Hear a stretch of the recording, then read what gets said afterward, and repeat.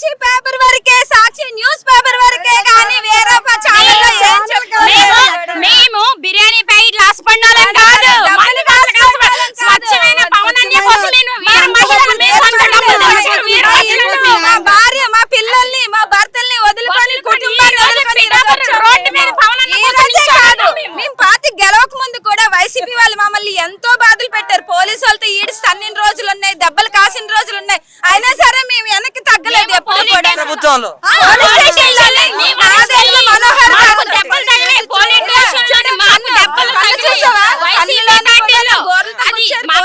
జైల్లో పెట్టించి YCP party మమ్మల్ని చేసి ఎక్కడ మేము తగ్గేదేలే. పవనాన్ని కోసం జైలు ఆయన